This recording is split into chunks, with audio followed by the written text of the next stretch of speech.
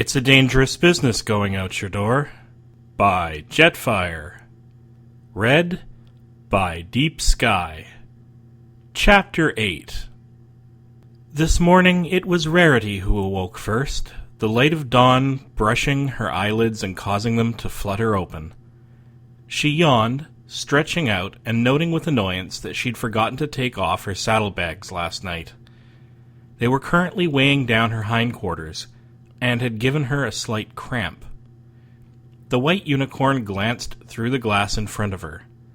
Applejack and Rainbow Dash were sleeping around the burned center of a fire pit.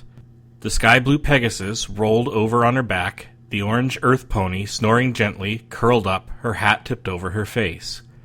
Rarity thought that she looked extremely peaceful, free of worry and care. She rose to her hooves. She had had a very interesting dream involving a fashion show and Nightmare Moon. What was it about this journey that was making her dream? She was doing it much more than she normally did. Perhaps it's all the changing scenery, she thought. It's stimulating my imagination. Her stomach gurgled. It certainly seems to have stimulated my appetite. Rarity turned away from the fire pit and began to wander through the tall grass, experimentally nibbling on the tips of blades as she went. The white unicorn had not gone far when a scent wafted through her nostrils. Is that... She waded through the grass, which was becoming taller. Cattails suddenly sprang up amid the grass around her, and the ground became spongy.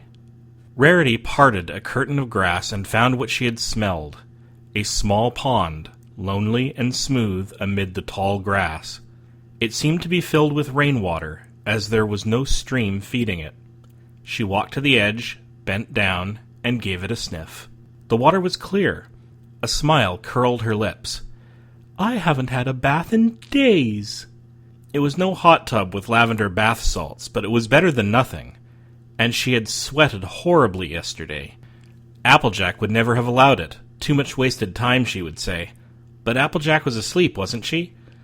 Slipping off her saddlebags, the white unicorn waded into the water, which came up to about mid-fetlock.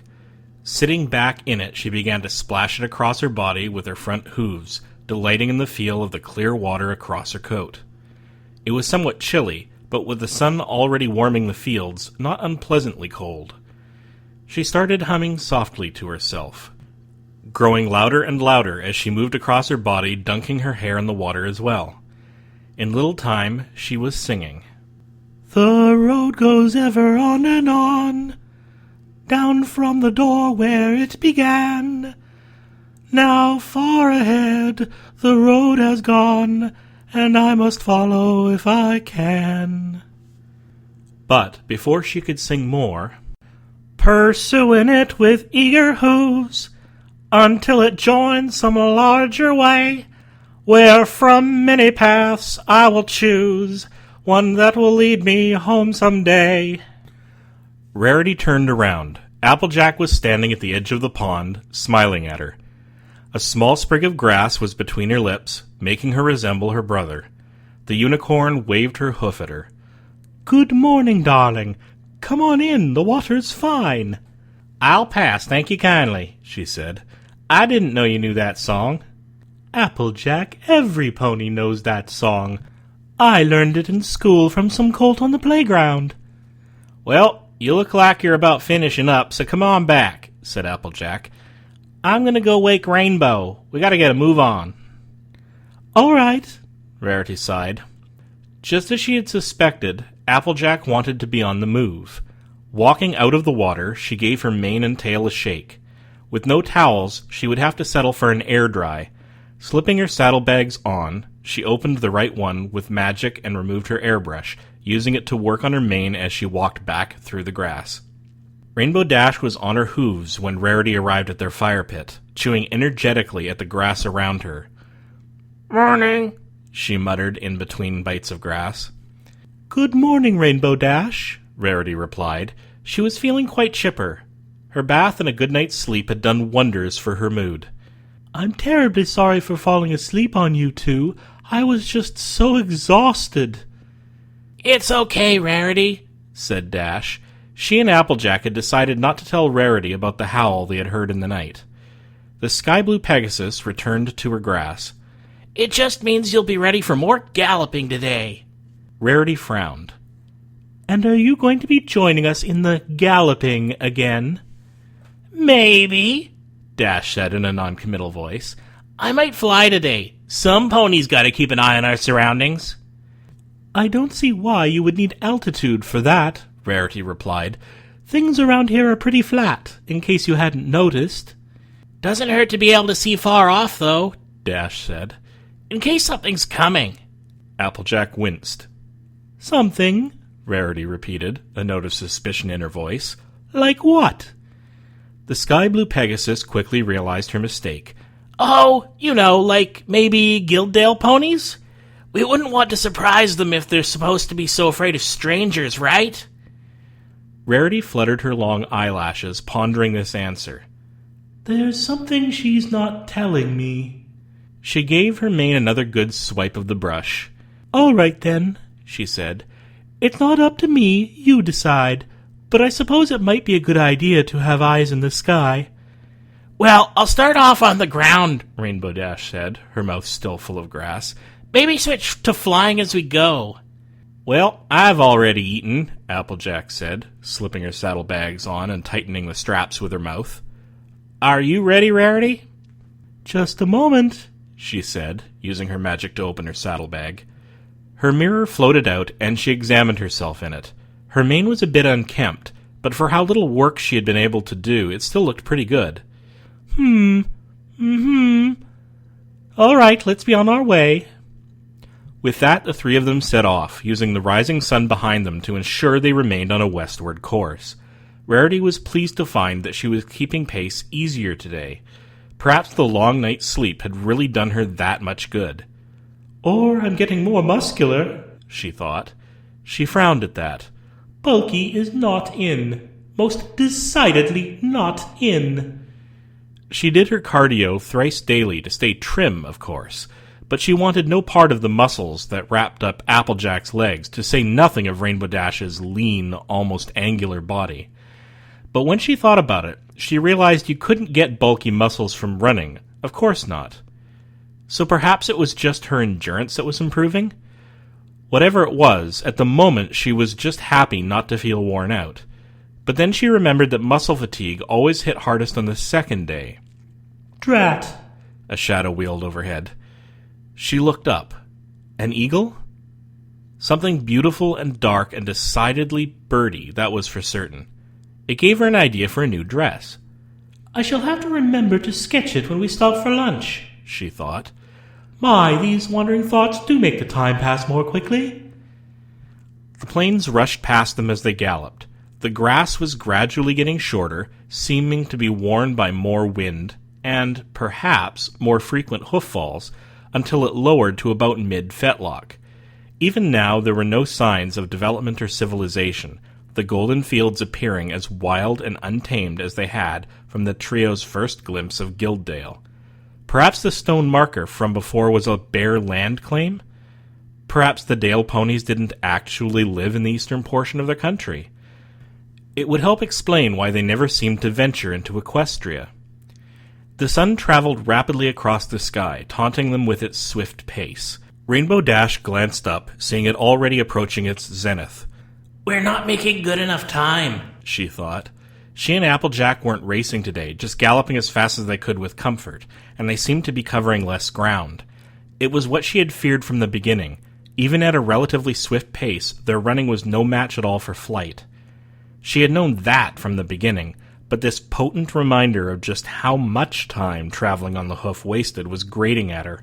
She couldn't calculate how much time it would take to reach the Archback Mountains at this pace. Math was never her forte, but she knew it was too much time for her liking.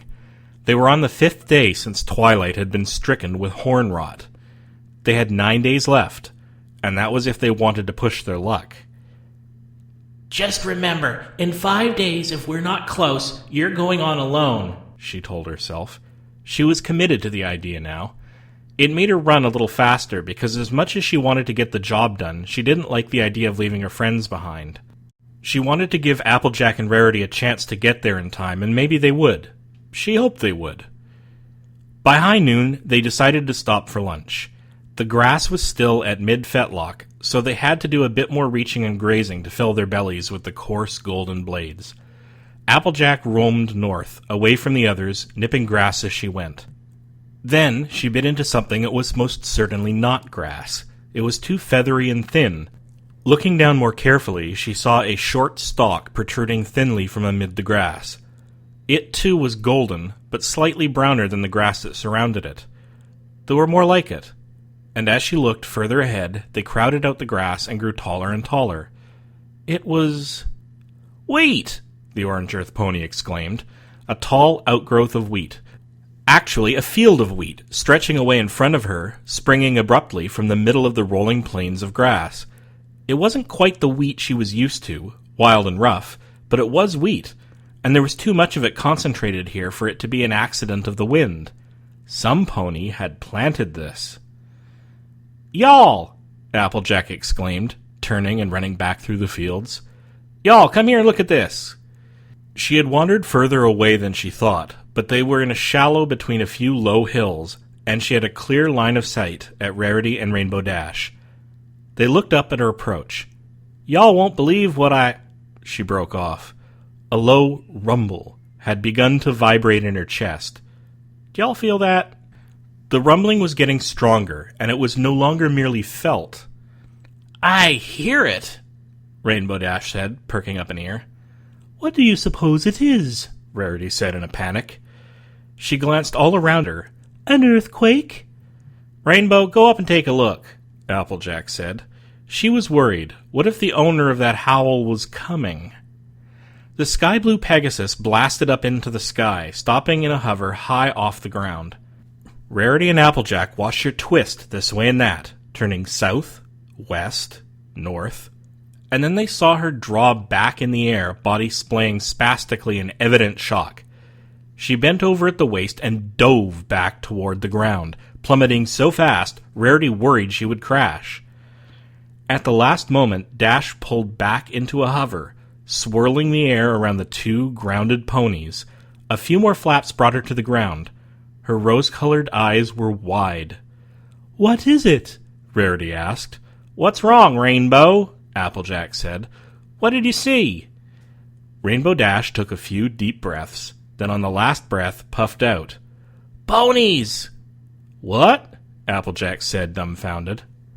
Before Dash could clarify, the rumbling rose dramatically in volume, a pulsing thunder through the air. It was coming from the north. The three ponies turned toward it, where a shallow hill crested. For a brief second they saw a line of thin stalks appear over the hill. When they appeared, bursting over the hilltop, powering through the grass. Ponies. A steady, thundering stream of earth ponies came galloping over the hill. They were a neat group arranged in orderly rows, 5 ponies to a row, except in the front. At the head of the procession was a row of 3 ponies, and ahead of them, a whole body's length ahead, 2 ponies galloped side by side, a dark red pony and a medium gray pony. The group was enormous, at least 100 strong by the time the last row cleared the hill. It took the 3 traveling ponies a moment to realize that the large group was headed their way. "Easy, girls," Applejack said. "They're probably not looking for trouble." "Didn't you notice their spears, Applejack?" Rarity replied with worry in her voice. Applejack looked again. Sure enough, each pony had a long, stout spear mounted to a harness on their flank. As they advanced, the sight was like a moving forest of thin trees. As the ponies grew closer, Applejack also noticed that they all wore armor of dark red leather, stitched with red thread and streaked with the occasional trimming of gold. They were protected from head to neck to flanks to rump with greaves around their lower legs. The leather cruppers protecting their flanks were emblazoned with the same spreading bundle of golden grass Applejack had seen on the stone marker. "They're headed right for us!" Dash cried. "Do you think they see us?" Rarity wondered. The 2 ponies at the lead, the dark red and the gray, slowed their pace to a trot. The ponies in the columns behind them parted around them, like a river parting around a rock, streaming in two channels at the same brisk pace. The streams rumbled around the three ponies and curved, and then all of them slowed to a trot, then a brisk walk as they bent more sharply around. Applejack, Rarity, and Rainbow Dash realized, as the Earth ponies stopped, that they were surrounded, encircled by the 2 rows deep of armored ponies. Just in front of them, the dark red pony and the gray pony trotted through an opening in the circle, then slowed to a walk as they drew closer to the 3 travelers. The dark red pony appeared to be a colt, about a head taller than they. His eyes were deep blue, his mane and tail were light gray flecked with streaks of charcoal. The gray pony was a filly. Her mane and tail were white, and her eyes were green. Looking around at the assembled ponies, Rarity noted that they seemed to all be earth colors, or neutral shades: brown, white, gray, black. Orange and red seemed to be the most vibrant colors present, and even those were muted. There was none of the pink and yellow and blue and green and more that she was used to seeing in Equestria. It gave the whole gathering a more serious feel than she was accustomed to with congregations of ponies. "The fact that they're armed and armored isn't helping matters, of course," she thought. The dark red colt and the gray filly drew to a halt just in front of them. Still keeping her eyes open for details, Rarity noticed that the colt's champron had a crest on it, between his ears. A golden circle, evidently supposed to be a compass, with markers for the 4 directions. The device had a silver arrow pointing to the right. He was evidently a leader, and he addressed them in a sharp, clear voice, slightly accented. "Unicorn, Pegasus, Earth Pony of Equestria, what is your business in Guilddale?"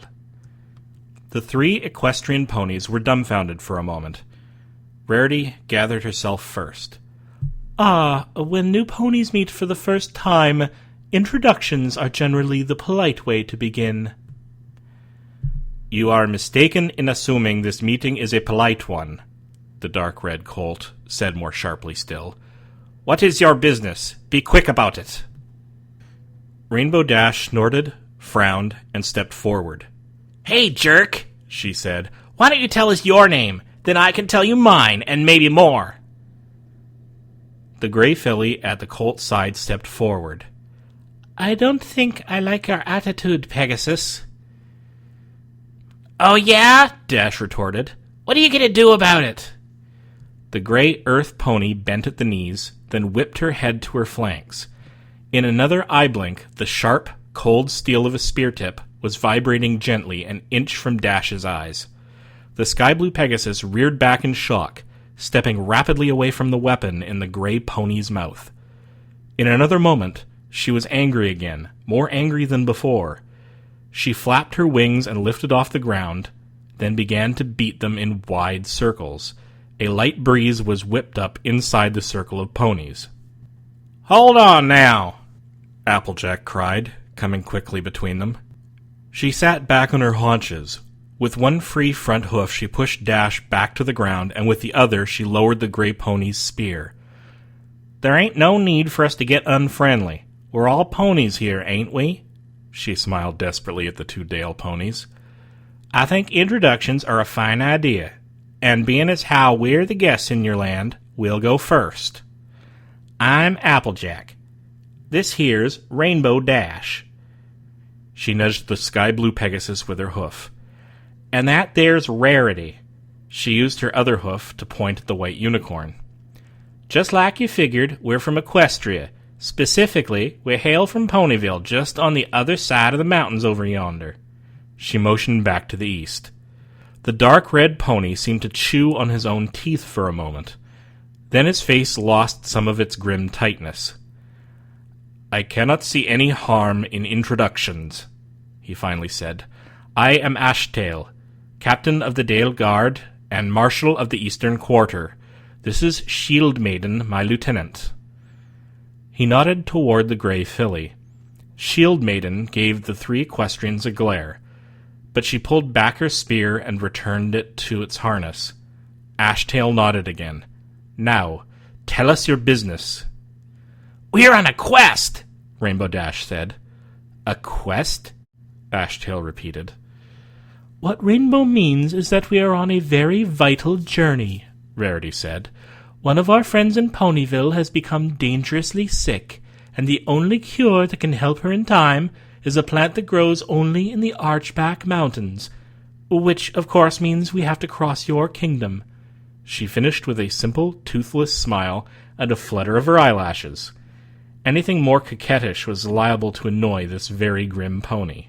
Ashtail furrowed his brow. We were not informed that any equestrian ponies would be passing through Guilddale. It was kind of spur of the moment, Applejack said. Spur of the moment is not what I want to hear, the dark red earth pony said. We do not allow equestrian ponies to cross our land without our consent. Why were we not informed of this journey? A pronghorn should have been sent. A what? Rainbow Dash asked. Ashtail huffed. A message should have been sent, he said, from your ruler to ours. Trespassers are not permitted in Guilddale. We ain't trespassing, Applejack insisted. We just want to cross to the Archback Mountains. Our friend really needs it. Be that as it may, I cannot simply take your word for it, Ashtail said. Without permission from the Lord of the Dale, no equestrian pony is allowed in Guilddale. He narrowed his eyes. And even if you had permission, 2/3 of your party would not be allowed in under any circumstances. The Pegasus and the Unicorn are not welcome. What? Dash yelled. We don't want your magic here, most of all, Ashtail snarled. No more than innate earth pony magic is wanted in Guilddale. The magic of the unicorns and the Pegasuses... Pegasi! Rarity shrieked. Ashtail and Shield Maiden drew back. Around the circle, some of the Dale Guard bent their necks back, ready to grab their spears. The rest of them stared wide-eyed at Rarity. She smiled toothily and looked around nervously. Oh my, forgive me. Just being a grammar nightmare. Carry on, it's no worry. The magic of the unicorns and the Pegasi would overwhelm our kingdom and our way of life, so we do not permit it. That is part of the treaty we made with the Sun Queen. You mean Princess Celestia? Applejack asked. We did read that there was a treaty of friendship between Equestria and Guilddale, Rarity said. It is a treaty of allegiance, not friendship, Ashtail said, and it was modified about 100 years ago. The Sun Queen wanted to claim the Drakenridge Mountains as equestrian territory. We agreed on the condition that her 2 more magical breeds of subjects be banned from Guilddale, and she agreed in turn. We honor her for raising our son each day, but that is the extent to which we need her land and its magics. There's nothing wrong with Pegasuses, Rainbow Dash shouted. Rarity's eye twitched, but she held her tongue. Not in your country, perhaps, Ashtail said. How do you get your rain? What about your snow? What about your wind? We take what the world gives us, and we endure it. That is our freedom, Ashtail said. He shook his head. I'm wasting time debating this. You can go no further. Turn back now, and we won't take you into custody. Applejack's temper suddenly triggered.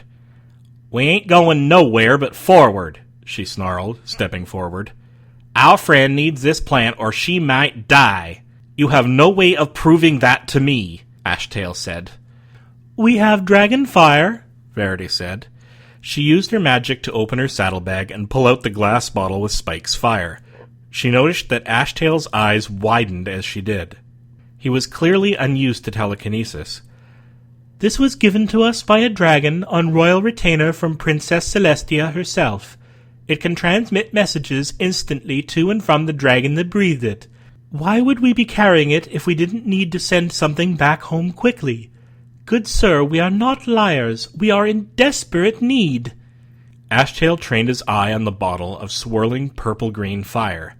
His lip curled as though he were tasting something unpleasant. This might prove your case, he said slowly. His blue eyes grew hard again. But it just as easily connotates sinister motives. We do not write much down in Guilddale, but we do send communication back and forth between the quarters, especially concerning the Dale Guard. A single slip of paper could contain the linchpin of our guard's movements throughout the kingdom, and you could send it to your Sun Queen with a flicker of flame, you say? A fine device in advance of an invasion, cloaked in a story calculated to play our heartstrings. Applejack reached a level of rage she hadn't experienced in years, not since her parents had died.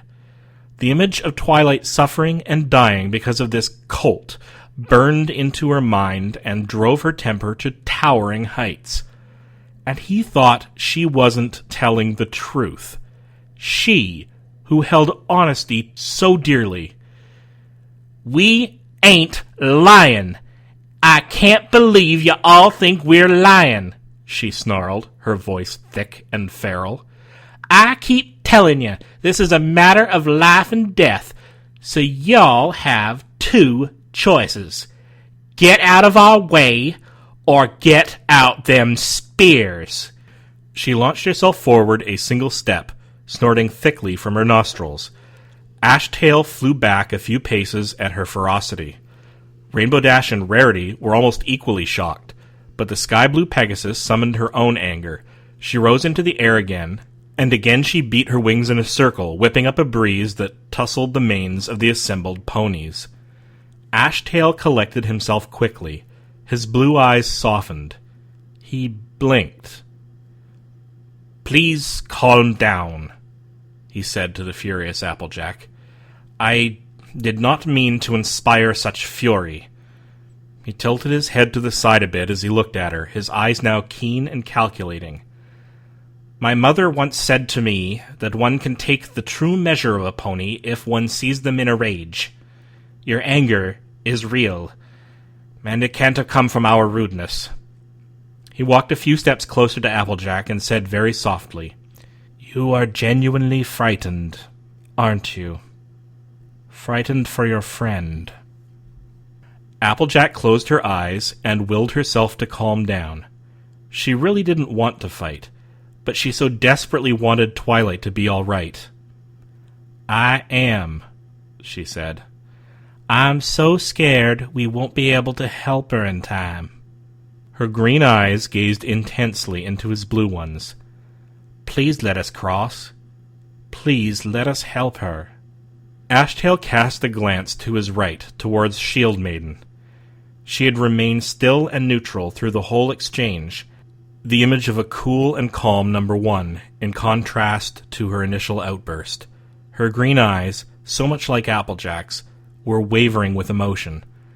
She gave him a sidelong glance, and her stern face eased a bit. The dark red earth pony sighed for what seemed the 1,000th time. "You at least deserve a chance to state your case," he said. "Please forgive our shortness. We are all on edge. You have come at the most dangerous time of our year. The Kamagas have begun their annual run." "What's a Kamaga?" Rarity asked. As if on cue, a long, rolling howl flowed across the plains, chilling the spine of every pony that heard it. Ashtail saw his Daleguard began to fidget. "Steady!" he called over the heads of the equestrian ponies. He fixed Rarity with a gaze. "That is a Kamaga," he said. He turned sharply around and addressed a black pony with an orange mane. "Sharp sound, how do you reckon?" The pony narrowed his violet eyes and swiveled his unusually long ears every which way. "From the east," he said a few seconds later, "about 12 miles away." "Let's hope they don't head our direction," Shield Maiden muttered. "Daleguard, assemble!" Ashtail shouted. The ponies circling the three travelers broke apart, lurching to the left and beginning to form back into rows. Ashtail turned back towards Applejack, Rarity, and Rainbow Dash. "I want to believe you're telling the truth, but the decision to allow you passage is not mine to make. Here's what I can offer. You will come with us. You will follow us to my fastness of Greyzeld, and there you will pass the night. In the morning we shall escort you to Thatchholm, our capital. There, amid the timbered court, you may plead your case to Lord Hammerhoof. If, and only if, he permits it, you will be allowed to cross the remainder of Guilddale. If he denies you passage, A legion of the Dale Guard will escort you back to the Drakenridge Mountains. That is your only hope for forward progress," he concluded. "I suggest you take it." "It sounds like a long trip out of our way," Rainbow Dash growled. Ashtail shook his head. "The Archbacks are beyond our western border," he said. "Greyzeld is to the west of here, and Thatchholm is further west still. It lies in the center of Guilddale. You will travel the same direction you were going to travel to begin with." Rainbow Dash began. Rarity quickly jerked the sky-blue Pegasus's neck around. "Do give us a moment, sir," she said over her shoulder. She used her other hoof to corral Applejack. "Hurry," Ashtail said. "It seems to be our only choice," Rarity said in the huddle. "Unless either of you has a better idea." Dash snorted. "Well, there's too many of them to fight." "I don't want no fightin'," Applejack said, stomping her hoof. "I don't like being ordered around, but if we're still going to be heading west, I don't see no harm in going with these ponies, at least for a while." Dash looked like she wanted to argue, but seeing the minds of her companions made up, she lowered her head and grimaced. "Fine," she said. "Even though there's no way these ground-bound ponies could hold me, I guess we can follow your boyfriend for a while, AJ." Applejack gave Rainbow Dash such a glare that the sky-blue Pegasus nearly jumped into the air. "Don't ever let me catch you saying that again, Rainbow Dash, or I will clip you." Okay, sorry," she said. "Just having a little fun. You know, that thing we used to have but apparently don't anymore." The three of them turned back to Ashtail. "We'll go with y'all," Applejack said. Ashtail nodded. "Thank you," he said. He and Shield Maiden were the only ponies left near them. The rest of the Dale ponies had reformed their orderly rows. "You'll ride up front with Shield Maiden and I. Our pace will be brisk, so keep up. We won't slow down for you. We must clear this area quickly before the Kamagas arrive." "Come," Shield Maiden said, twitching her head. The three equestrian ponies fell in line behind her and Ashtail. They trotted along the lines of Daleguard to the head, where they slotted themselves in front of the front row of three ponies. Rarity was beginning to feel nervous. She had no idea how fast these Dale ponies typically traveled. "It can't be faster than Applejack and Rainbow Dash's pace yesterday, can it?" she wondered. "Daleguard!" Ashtail called over his shoulder in a loud voice. "Move out!" With that he began to gallop, Shield Maiden right at his side. Rainbow Dash, Applejack, and Rarity followed suit, and behind them each row began to move in its time. In short order, the enormous procession was galloping swiftly across the golden plains. Thankfully, the next sequence of howls they heard were further in the distance, behind them. They barely perceived them over the thunder of the hoofbeats around them. Rarity galloped as fast as she could. The ponies around her moved nearly as fast as Applejack and Rainbow Dash had moved at their fastest, and her muscles were starting to finally feel the soreness they'd earned the previous day. An hour into the journey, she found herself falling back from her friends, only to bump into the nose of a brown earth pony. "Keep up, unicorn!" she barked at her, with such ferocity she was frightened back to a faster pace. "Stupid, nasty Dale ponies," she thought. "Why couldn't we have just been ignored? How did they know about us anyway?" Applejack was on the left side of their small row, Rarity in the center, and Rainbow Dash on the right. Ashtail was also on the left, and the orange earth pony picked up her pace enough to break her row and come up alongside him. "Can I ask you a question?" she called over the thundering hoofbeats. Ashtail didn't look at her. "I'm listening." "I saw some wheat a ways back there. Did you touch it?" he snapped, suddenly glaring at her. "No," she cried, deciding not to tell him she'd bitten off a stalk. "Is it yours?" "It is," he said. "There are fields of wheat all across Guilddale, along with patches of potatoes, carrots, and many other plants amid the grasses." Applejack smiled. "So y'all do farm. I'm a farmer myself, apples mostly, and—" "Don't slacken!" the dark red earth pony snapped at her again. "Keep up! We have a ways to go yet, and we must reach Greyzeld before sundown." He turned his head back to the front and said no more. Applejack raised her eyebrow at him. Just then, she had glimpsed something beneath his harsh demeanor, something proud without being brash, and she had learned that at least they farmed in Guilddale, though not the sort of farming she was used to. That made her feel better. She was convinced she could reason with a pony that knew the earth and growing things. "Dale Guard!" Ashtail called a little while later. "Heel!" At his command, the century of earth ponies began to slow its pace, like a gradually decelerating train, until it finally stopped, still neatly arranged in rows. "Silence!" he barked again, and what little chatter there was stopped completely. The dark red earth pony raised his ears and swiveled them. Sharp Sound, one of the 3 ponies just behind Applejack and her friends, did the same. Ashtail turned around. "Sharp Sound, do you hear anything?" The black earth pony didn't answer immediately, focused as he was on listening, but he soon looked his captain in the eye. "No, Captain, we appear to have passed them." "Captain," another Dale pony said. It was the brown one who had chided Rarity earlier. "I believe that's Aileroth up there." She nodded past Ashtail up into the sky. Ashtail looked in that direction, as did Shield Maiden, Applejack, Rainbow Dash, and Rarity. Amid the increasingly orange-streaked sky, a dark shape swooped in long, large loops. "So it would seem," Ashtail said. "Birdspeak, go get his report." The brown earth pony galloped away from the guard, beginning to whistle strangely as she did so. The dark shape in the air banked to the right and flapped its wings, headed in the pony's direction. When it was close enough, Rainbow Dash saw that it was a hawk, dark brown with a golden beak. Birdspeak halted and held up a front leg. The hawk gently descended and perched itself upon the earth pony's foreleg. Birdspeak bent her head toward the great bird of prey. "I suppose that's how they spotted us," Rarity realized. "If they can talk to the birds here, they have eyes in the sky." In a moment, Aileroth flapped his wings and took off, pumping into the late afternoon sky.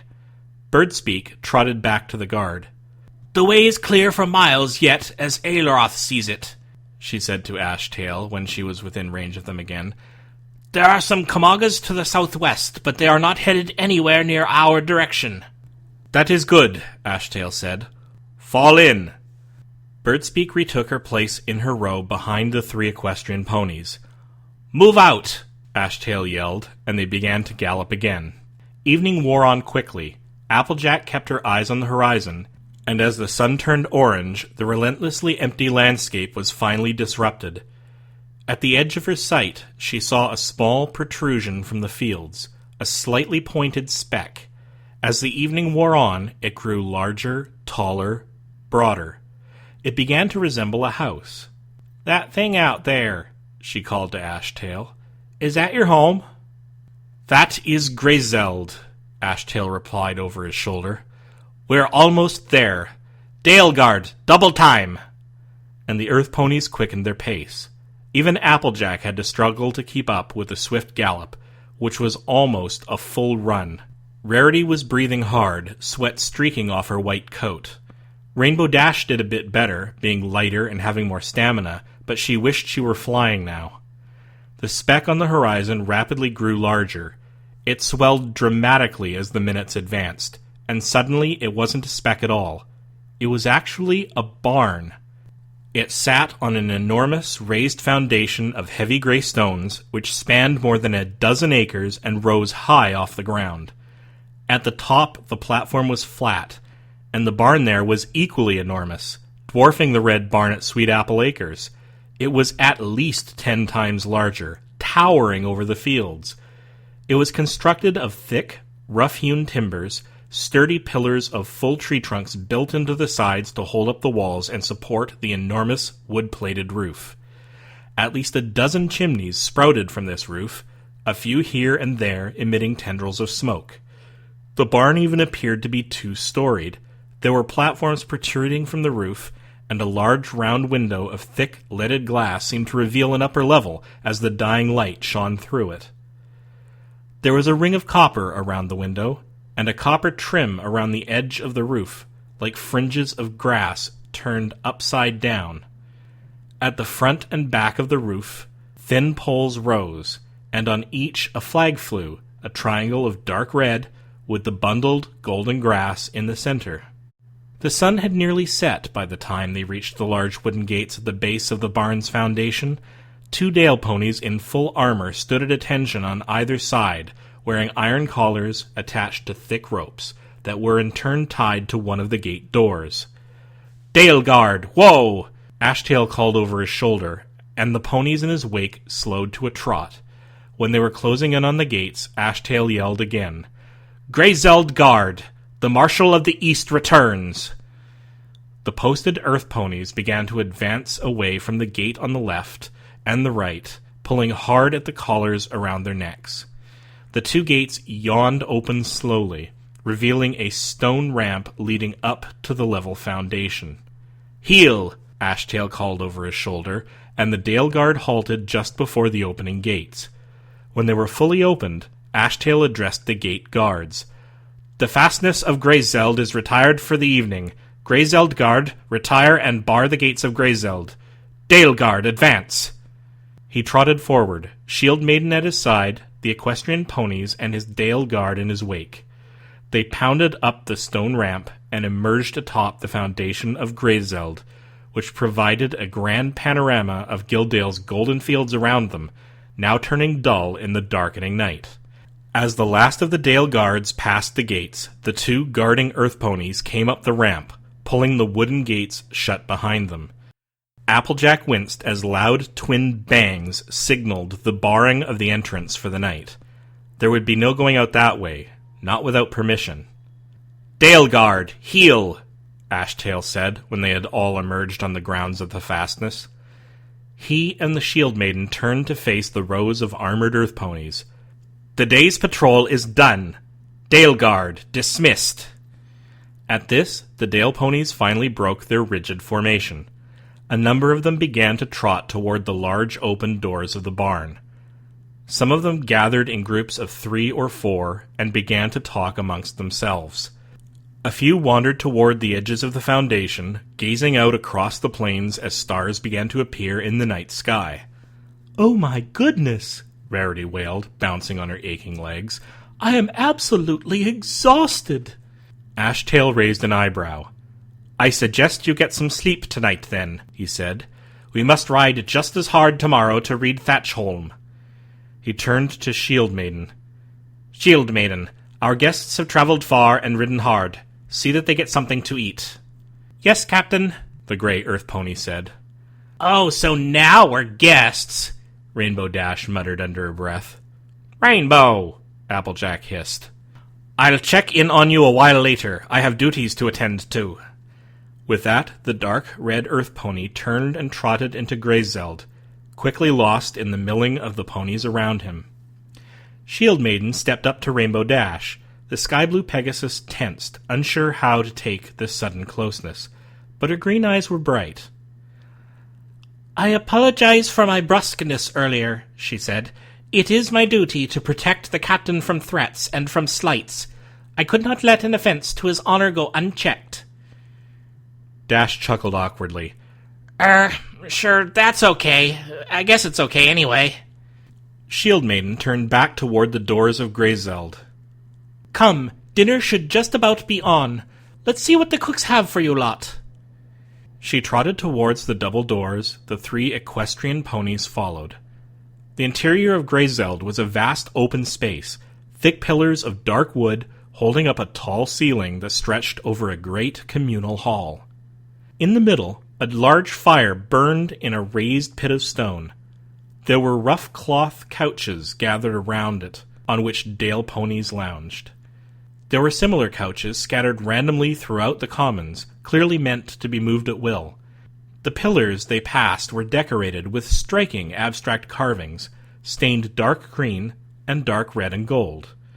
The floor beneath them was stone, though it was frequently covered with carpets and mats of every shape, size, and pattern.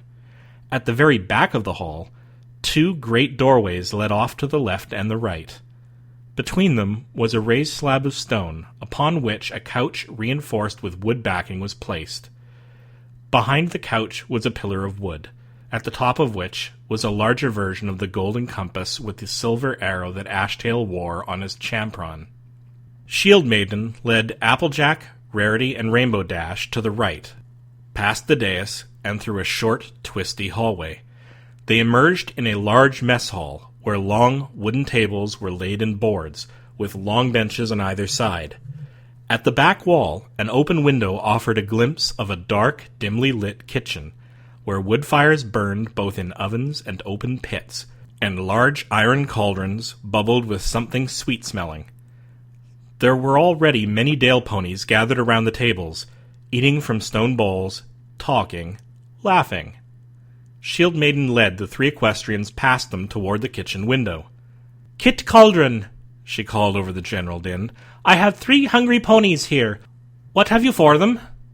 "Carrot soup," a lean, angular earth pony with a white coat replied, an apron wrapped around his body. "We got plenty of fresh grain in today, so I have bread aplenty as well." "Bread?" Rainbow Dash exclaimed, shooting past Shield Maiden with a burst of her wings. She hovered in front of the kitchen window and pounded her hooves eagerly on the kitchen counter. "I am craving some bread right now." Kit Cauldron's eyes nearly bugged out of his head. Many of the nearby Dale ponies were likewise astounded at the Pegasus and her flight, and some were annoyed, given that Dash had jumped ahead of a long line. "Rainbow," Applejack called, "get back here, it ain't our turn yet." Dash glanced to her left, noticed the line. She smiled sheepishly, waved a hoof at the ponies in the queue. "Sorry, every pony, didn't mean to cut," she remarked. She flapped slowly back to her friends. Shield Maiden was gazing with a smaller level of amazement, but amazement all the same. "Sorry about that, Shield Maiden." "Rainbow can get a bit impatient when it comes to food," Applejack said. Dash stuck out her tongue at the orange earth pony. Shield Maiden smiled slowly. "I understand," she said. "No harm done, and you put on a bit of a show." "What, me?" Dash said. "Most of us have never seen a Pegasus pony before," the gray earth pony informed her. "Oh, you thought that was a show just now?" Dash asked. She grinned. "Trust me, that was nothing. I'll put on a real show sometime." Saying nothing, Shield Maiden led them to the end of the line for food. It moved quickly, and in little time they took up wooden trays in their mouths, upon which bowls of soup and loaves of bread were placed. Rarity opted to carry hers with her magic, which produced another outbreak of wide-eyed staring. The white unicorn brushed back her curled violet mane with a hoof and fluttered her long eyelashes. This earned her a shove in the rump from Applejack with her tray. "Come on, Rarity, don't be a show-off." Rarity huffed and followed Shield Maiden to the end of one of the tables, where they sat on the benches. "You all go ahead and eat," she said. "I need to get my armor off. I'll rejoin you in a moment." She trotted off and out of the mess hall. "More bread?" a Dale pony with a tray on his back asked as he passed by. The tray had several large brown loaves on it. "Oh, yeah!" Rainbow Dash cried. She was already slurping up her soup. The Dale pony set the large loaf in the middle of their trays, and instantly the sky-blue Pegasus picked it up with both hooves. "Rainbow Dash!" Rarity snapped, using her magic to yank the loaf out of Dash's mouth. "I will not have you or any of us forgetting our table manners, especially not now that we have a table at which to exercise them." The white unicorn focused her magic and tore off a chunk from the end that had been in Dash's mouth. "We don't appear to have a bread knife, so tearing is acceptable, if regrettable, etiquette. Trying to swallow the bread that is meant for every pony in one gulp like a snake is not polite in the least." Dash crossed her legs childly over her chest. "Fine," she muttered. She picked up the hunk of bread and shoved it in her mouth, chewing with her mouth open. "Ugh!" Rarity groaned, laying her head on the table. "You are hopeless, Rainbow." "You know," Dash said with her mouth full, "if you spend so much time worrying about how to eat the food, you don't enjoy it." "That is not true at all," Rarity replied. Applejack rolled her eyes at the exchange. She took off her hat and picked up her soup bowl between both hooves, tipping it toward her mouth and beginning to sip. "This is great," she thought. The soup was sweet without being too sugary, hearty without being too thick. The bread, which she bit a chunk off of moments later, was equally satisfying. Not fancy, of course, but simple and delicious and filling. Rarity agreed. My, this is wonderful," she said, "and such a lovely break from all that grass we've been eating. All things considered, and setting aside the fact that we were brought here against our will, I think we've had a stroke of good luck." "These Dale ponies are being hospitable enough, that's for sure," Applejack agreed. "But I don't like our chances at making this Lord Hammerhoof see our side of things." "That Ashtail pony seems like he could be reasoned with," Rarity said. "Yeah, I agree," Applejack said. "He seems like a decent fellow once he stops being gruff and mean. But like you said, it ain't up to him.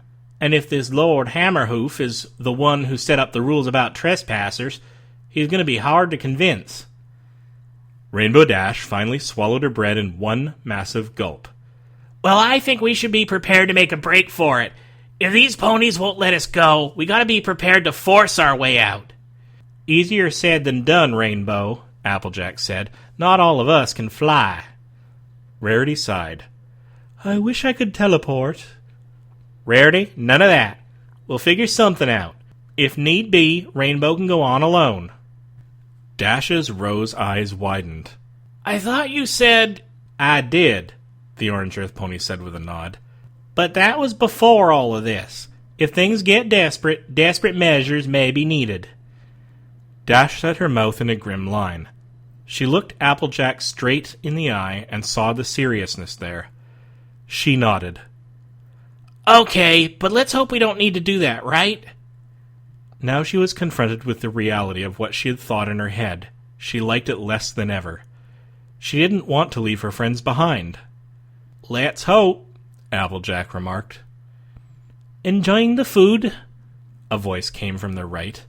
Turning, they saw Shield Maiden. Without her armor, her gray coat gave off a fine sheen, surprising for the ruggedness of her country. And on her flank... "You have a cutie mark!" Rainbow Dash exclaimed. There was an image of a heater shield on each of her flanks, colored gold and dark red. "Of course I do," the gray Earth Pony remarked. "I am a pony, am I not?" Dash stammered. "We weren't sure if ponies in Guilddale got cutie marks," Rarity said. "I must say I'm surprised as well. It is a bit magical, I think, for your kingdom's sensibilities, is it not?" "Oh no," Shield Maiden said. "It's a magic all Earth ponies share. Natural. Not every Dale pony gets a cutie mark, but most do.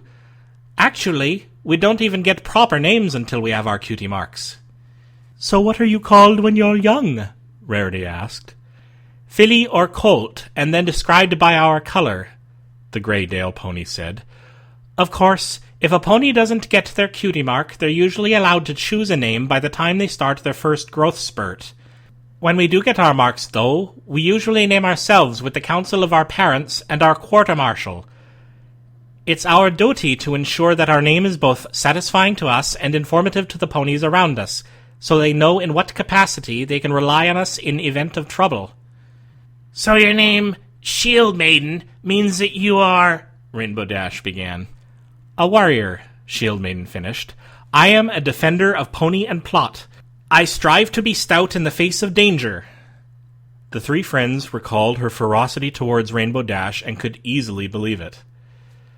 There were a few beats of silence, but then Rarity said, "What about Ashtail? His name doesn't say anything about his talents. It just describes his hair coloration."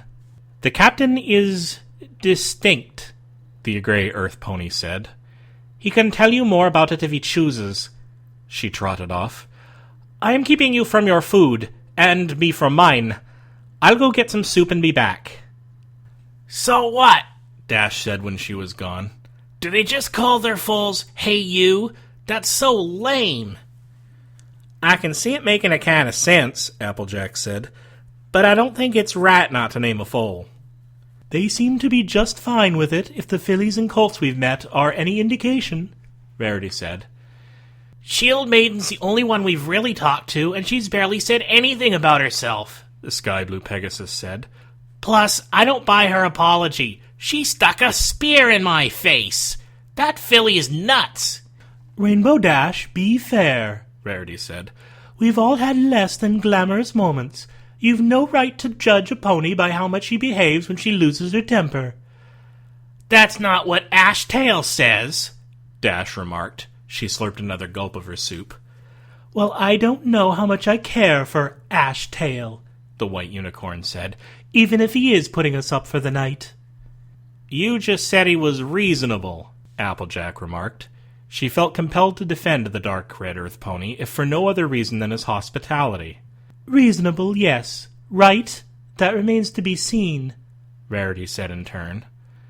Shield Maiden chose that merciful lull in conversation as her moment to reappear, carrying a tray in her mouth. She sat down beside Rarity and took a long pull of her soup.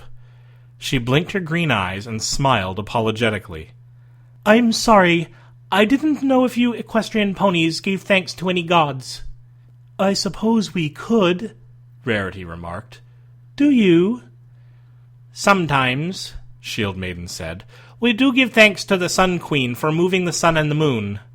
Actually, Princess Celestia doesn't move the moon anymore, Rainbow Dash said. She doesn't? Then who or what does? Her sister Princess Luna, Applejack said. She's been gone for a while. But she's back now, and the moon was originally hers to begin with, so she's doing it again. Shield Maiden's eyes went wide. Great green earth! I didn't know the Sun Queen even had a sister. It's a long story, Dash said. The three equestrian ponies shared a glance. They spent the remainder of the meal telling Shield Maiden a few things about Luna without going into the details of their quest for the elements of harmony. It was an unspoken agreement that their status as bearers of the elements was better off not being revealed. They needn't have worried. What they did tell Shield Maiden was enough to keep her engrossed as she ate. That explains something that has puzzled us for more than a year, the gray earth pony said, chewing the last of her bread. On last year's summer's solstice, the night was much longer than it should have been. We even woke up to darkness. And it was caused by this dark moon goddess? That's right, Nightmare Moon, Applejack answered.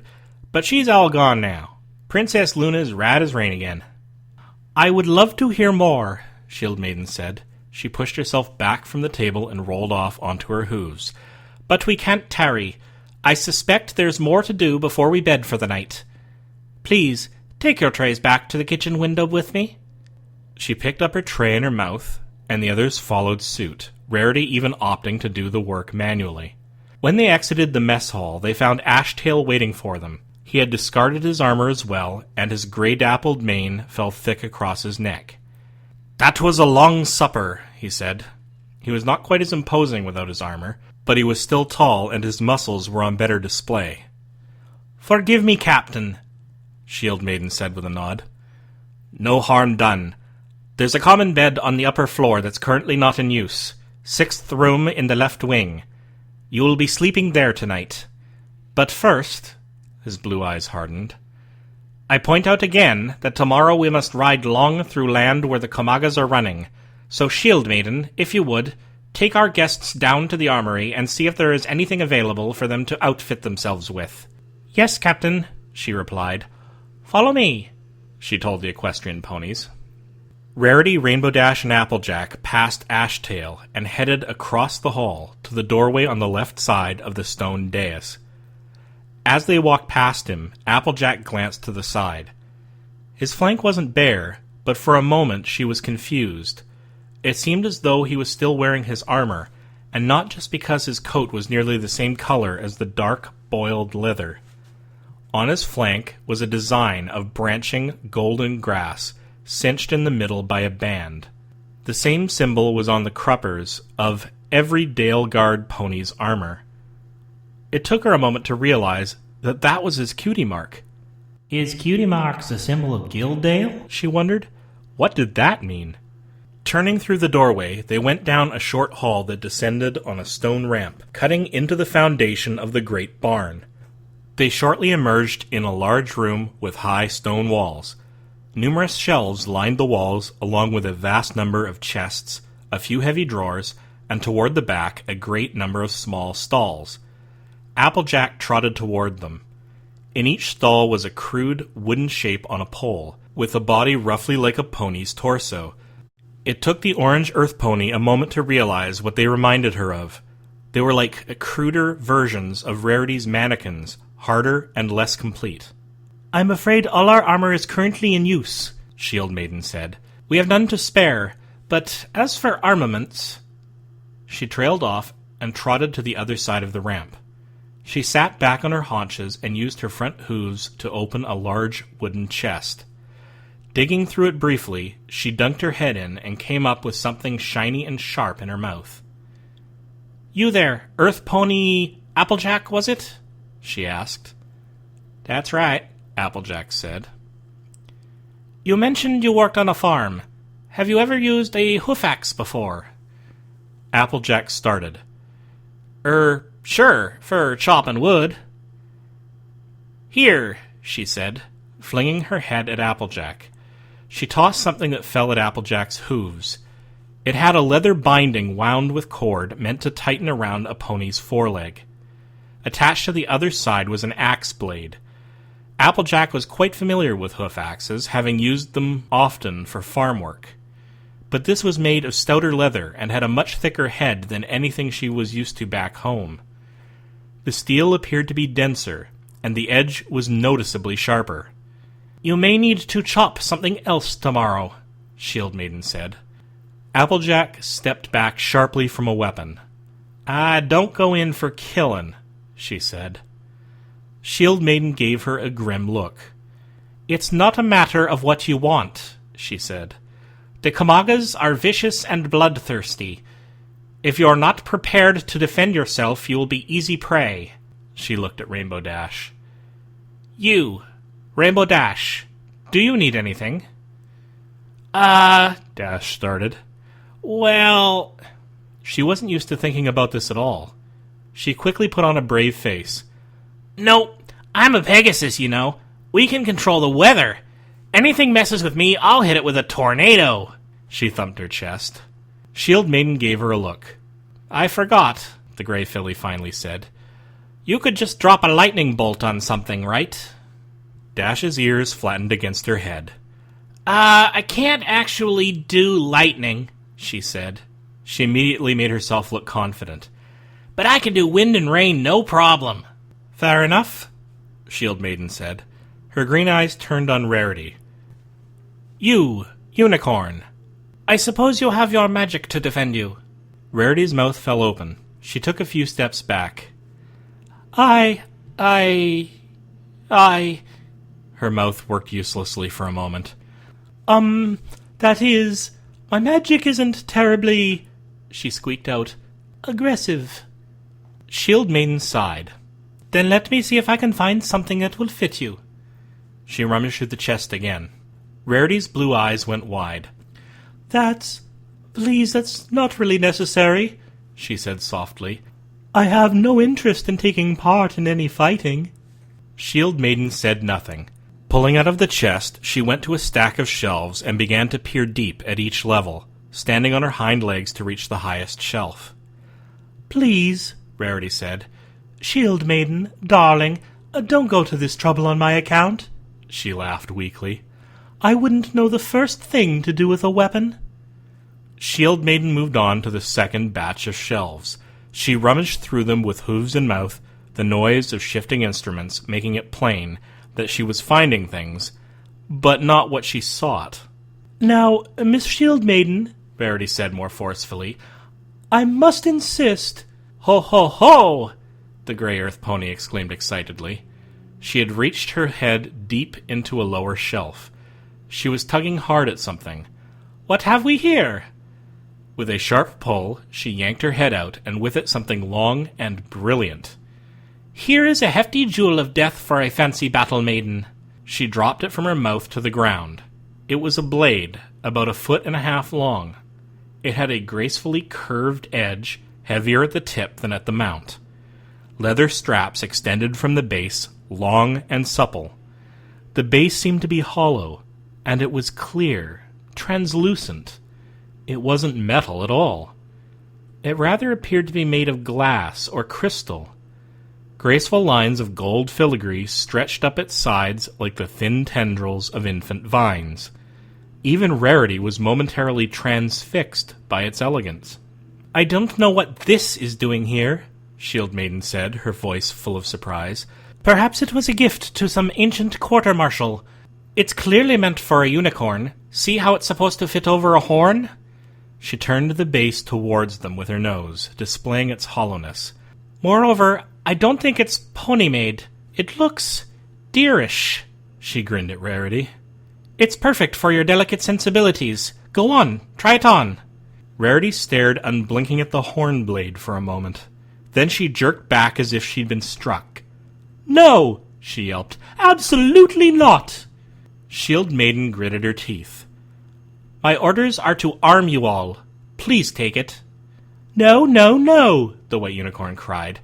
"I am not about to strap a blade to my horn and go swinging it like some blood-stained barbarian. If you are not prepared to fight tomorrow, you open yourself to death," the gray earth pony said sharply. "We cannot protect you in the chaos of an attack. You must be able to fend for yourself." "I don't want to kill anything." "What if you have no choice?" "I am a fashion designer," Rarity shrieked. She was panicking, beating her front hooves rapidly on the stone floor. Her eyes were wide. "I make and sell dresses. Dresses." Tears began to stream down her cheeks. "Please don't ask me to kill. Please don't. I can't. I can't." Applejack ran a hoof down Rarity's withers, but the White Unicorn flinched away from her touch. She lowered her head and began to sob, her tears spattering the floor. Rainbow Dash felt powerless to help her. Applejack knew she should say something, but couldn't find her voice. Shield Maiden did not flinch. "Then why are you here?" she asked. Rarity sniffed. Because my friend is hurt," she sobbed. "She was hurt trying to help me. I have to help her. I have to. Even if it means going on this beastly journey. I don't want her to die." She was crying harder now. Shield Maiden tilted her head gently to the side. With the softest of hoof-falls, she stepped slowly towards Rarity. She was very close when she reached out a hoof and stroked the White Unicorn's cheek. "Shh," she softly breathed. "Shh." Her green eyes lost all their hardness. "Dry your tears. Can I tell you a secret?" She lifted Rarity's chin with her hoof, making Rarity look into her eyes. "Come now, let me tell you a secret." Rarity sniffed loudly, blinking hard to stop the tears from flowing. She worked to get her breathing under control. Shield Maiden smiled gently at her. "I hate blood. I hate it. So does the captain. So do all of us. If you enjoy the spilling of blood, you don't get to be in the Dale Guard." She moved right against Rarity, leaning her head against the White Unicorn's. "We're ponies. We're not wolves. We're not griffins. We're not dragons. We are not meant to enjoy the taking of life." She leaned closer against Rarity. Rarity began to unconsciously match her breathing to Shield Maiden's. "But in this land, there are forces that would destroy the ponies and the places we love. And because we love them, we are willing to sacrifice for them, even to do things that repulse us, even to give our own lives for theirs." She pulled her head away and looked again into Rarity's eyes. "Do you love your friend?" Rarity sniffed. "If by love you mean—" "Does it make you happy to know that she lives?" Rarity nodded. "Yes, it does. I do love her." "Then trust your love for her. Let it guide what you feel. Love will give you courage, Madam Rarity. It would give you all courage," she said, glancing at Applejack and Rainbow Dash. The sky-blue Pegasus was fighting back sobs. "Love will let you do what you think you cannot do. It does for me. Rarity sniffed again. She wiped her eyes with the back of her hoof. Using her magic, she levitated the horn blade up onto her horn, slotting the hollow base around the base of her horn. It fit snugly. Indeed, it seemed to tighten as she wore it as if by magic, yet it easily loosened when she pulled it off again. "It fits," she said softly. Pray to your Sun Queen and your Moon Princess that you don't have to use it, Shield Maiden said. But if you must, fear not. Rarity smiled. She laughed with nervous giddiness. "That seemed to be what I learn every week," she said softly. "I suppose the lesson takes a while to stick." Tilting her head to the side, she focused her gaze on Shield Maiden's white mane, flowing in a wave across her neck. When the gray earth pony had nuzzled her close, she had felt it against her coat, and had been struck by its softness. "Shield Maiden, your mane is lovely," she said. "It's so thick and full-bodied. Do you braid it?" Shield Maiden looked slightly ashamed. She glanced away. "When I have time," she admitted. "It is a vanity, I know." "Nonsense," Rarity said. "Looking good is as important as fighting for those you love. Really, deep down it's quite similar. And since you don't seem used to magic," she smiled devilishly, "I'm guessing you've never had a unicorn braid your hair." "No," Shield Maiden said. "Well, you must let me at it," Rarity said. "Do you have anything more to do tonight?" "My duties are finished when you've all been armed." "Well then, I shall take this." She levitated the horn blade into her tail and snared it with the curled violet hair. "And consider myself armed. Now come on, let's find a couch and a mirror and get to work." She trotted around the corner and up the ramp toward the main hall. Shield Maiden chuckled. "Will you two be all right?" she asked the other equestrian ponies. Applejack nodded. "I'll be just fine, miss." She tipped her hat. "Thank you." "Think nothing of it. It's not the first time I've given that talk. And you, Rainbow Dash?" Rainbow Dash shook her head vigorously. "You are awesome," she said. Shield Maiden nodded and parted from them. She trotted back up the ramp just as Rarity cried, "Shield Maiden, darling, are you coming?" Applejack smiled. "I reckon I like that Shield Maiden gal." She and Rainbow Dash ascended the ramp. When they returned to the main hall, they found a small congregation of Dale ponies clustered around the central fire. "I'm gonna go lay down for a bit," Dash said. "I'm gonna go wander around outdoors," Applejack said. "If I'm permitted, anyway. I've been wondering about the grounds of the barn and what's out there." The orange earth pony trotted off into the now dim space through the pillars. The sky blue Pegasus trotted toward the fire. The earth ponies turned their head at her approach. "Any room to pull up a couch?" she asked. A dappled orange pony scooted to his right to make room for her, and she plopped down in their midst, her pastel coloration a striking departure from the rich earth tones of the Dale ponies. A few minutes passed in silence before a chestnut Dale pony said, "Are all Pegasuses like you?" Dash thought for a minute. "How do I answer that?" She decided to brag. "Well, all Pegasus ponies can fly, sure," she said suavely, "but not every Pegasus is as fast or as cool as I am." "Cool?" the chestnut colt repeated. "What does cool mean?" "It means, The sky blue Pegasus searched for the best answer. "It means you're really good at what you do best, and every other pony knows it just by looking at you." "Ah," he said. "So, how much cooler are you than a typical Pegasus?" a cream-colored filly asked. "Well," she thought again, "I'd say the average Pegasus is about 80% as cool as me." Applejack found she had been allowed outside rather easily.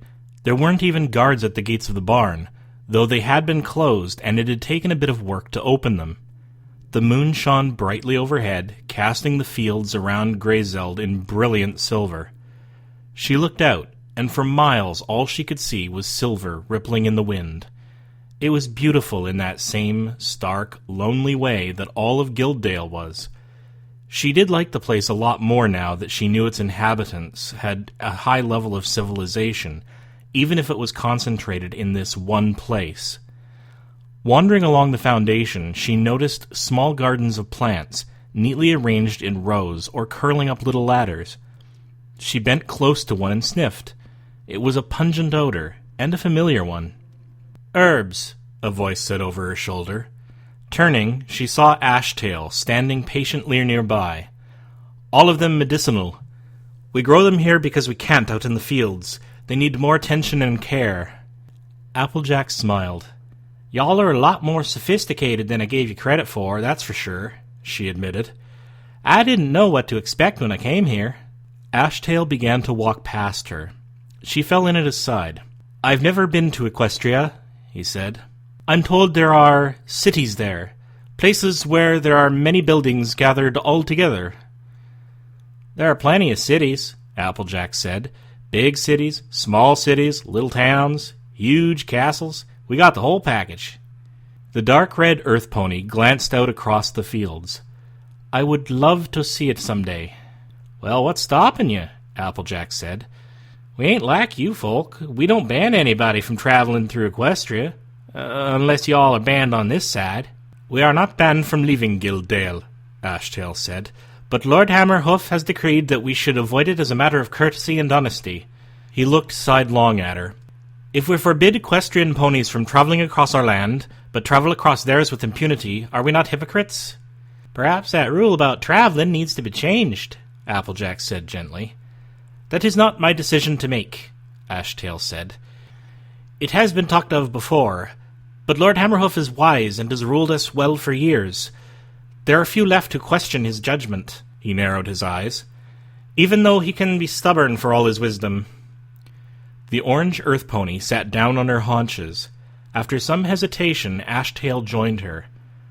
"Why don't you talk to him about it?" she asked. "You seem to do a great job as marshal and captain. I bet he'd listen to you." "I couldn't. I wouldn't presume to correct him," Ashtail said. There was a hitch in his voice. Applejack recognized that hitch. It was the hitch in Apple Bloom's voice when she had done something wrong and Applejack made her tell what it was. And Ashtail's cutie mark, the symbol that announced his defining skill, was the national symbol of Guilddale. It all suddenly clicked. "Lord Hammerhoof. He's your father, ain't he?" Ashtail narrowed his eyes. "I do not allow any pony to address me as Prince." Up on the second floor of the barn, in the 6th room of the left wing, Shield Maiden lay on a rough cloth mattress stuffed with grass. A mirror floated in the air nearby, while one last tress of her white mane was twisted and woven into itself. A few minutes later, Rarity cried, "And there we go!" She used her magic to float the mirror at an angle, permitting the gray earth pony to see her mane's 6 new braided tresses. "What do you think?" Shield Maiden smiled. "It's beautiful," she exclaimed. She ran a hoof through the braids. "Much tighter than I've ever managed to get it." "Magic, my dear," Rarity said proudly. "Though I can't take all the credit. You really have remarkable hair. And you don't even shampoo it. It's a miracle of cosmetology." "Oh, my daughter is going to love it," she said. Rarity's blue eyes widened. "You have a daughter?" "Oh, yes," Shield Maiden exclaimed. "I have a picture of her. Hold on." She got up and left the room. Rarity waited, struggling mightily to process this new information. Shield Maiden had a daughter? She seemed so young. But it would explain why she handled Rarity's cowardice so well. The gray earth pony returned, her green eyes bright, clutching a folded piece of paper in her mouth. "Oh, it's a drawing?" Rarity said. "I thought it would be a photograph." "What's a photograph?" Shield Maiden asked. It's very complicated," Rarity said. "But is this a good drawing?" "The best," Shield Maiden exclaimed. She was almost bubbly with excitement. "One of my friends from Grassreichen, that's the southern quarter's fastness, sketched it in charcoal. She's the best artist I know. Here." She unfolded the paper. It was a drawing in thick black lines of a young foal with a twist in her tail and a spit curl in her mane. She had a light gray coat and dark gray hair, while her eyes were brilliant orange. "Isn't she wonderful?" Shield Maiden gushed. "She's lovely," Rarity said. "She looks about the same age as my little sister." "Does she now?" Shield Maiden said. Her eyes drifted over the white unicorn. "Speaking of ages, now that I think on it, we're about the same age, aren't we?" "We are?" Rarity asked. "When were you born?" Shield Maiden told her. It took them a moment to figure out ages, because Guilddale's calendar was not quite like Equestria's, but it was close enough, and they rapidly determined that the two of them were mere months apart. "Oh my goodness, we are!" "Kind of interesting, isn't it?" Shield Maiden said. "Oh, yes," Rarity said softly, looking away. In truth, it made her feel a strange sadness. Shield Maiden was Rarity's age, and she already had a foal, and presumably a husband. Perhaps they did things earlier here in Guilddale? It made sense, given how much less settled every pony seemed to be. Ponies were probably encouraged to grow up faster. "Or," Rarity thought with some bitterness, "I'm just getting old." "So who's her father?" "Oh, you met him today. At least, you saw him today. He—" The long, rolling howl was muted by the thick wood of the walls, but it still cut straight to Rarity's spine. She winced as she heard it. Shield Maiden stiffened. "Close," she said. "Those things, they can't get in here, can they?" Rarity asked.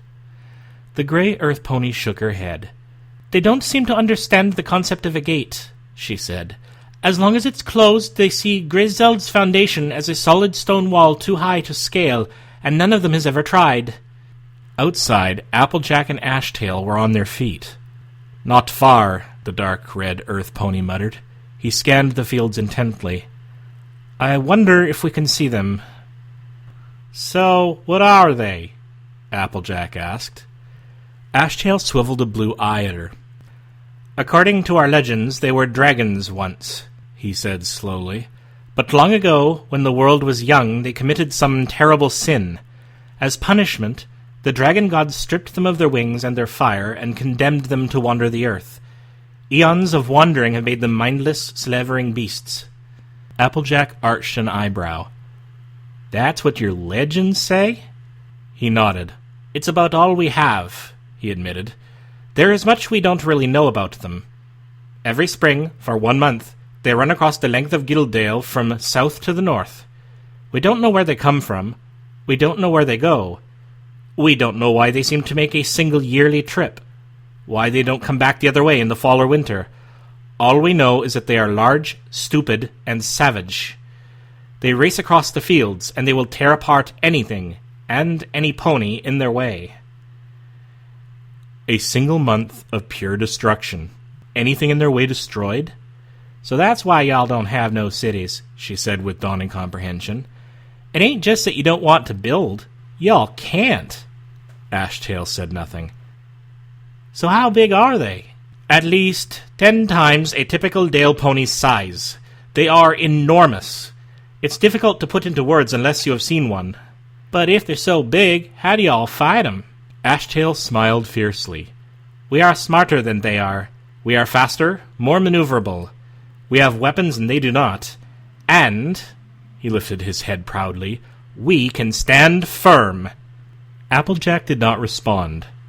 She blinked a few times. "You know," Ashtail said. "Stand firm." She still said nothing. Now it was his turn to raise an eyebrow. "Does that mean nothing to you?" The orange earth pony started, completely at a loss. Ashtail shook his head.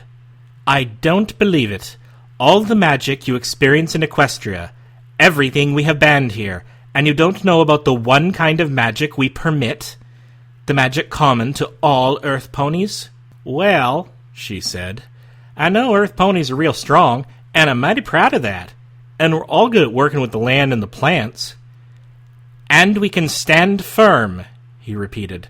When an earth pony digs their hooves into the earth and stands firm, they cannot be moved, and they cannot be broken. We draw strength from the land around us and remain steadfast against our foes. Just as the mountains do not crack against the wind and the snow, we do not break against assault." Applejack's eyes went wide. Really? She had never heard about this. Ashtail nodded. "Here, I'll show you," he said. "You said you were strong, yes?" "Mighty strong." Ashtail dug his hooves into the dirt, grinding them as far as he could into the packed soil of Greyzeld's foundation. "Try to push me over. Give me a shove." Applejack shook her head. She wasn't entirely sure she believed him. She reared up on her back legs and pushed him, only to be pushed off from him herself, sending her staggering back before she could regain her footing. "Try again. Harder!" Ashtail exclaimed. Applejack backed up a few paces, pawed the earth with her hoof, and charged. She leaned her withers into a great forward push, but she bounced off of him, sending her tumbling to the ground. "Buck me!"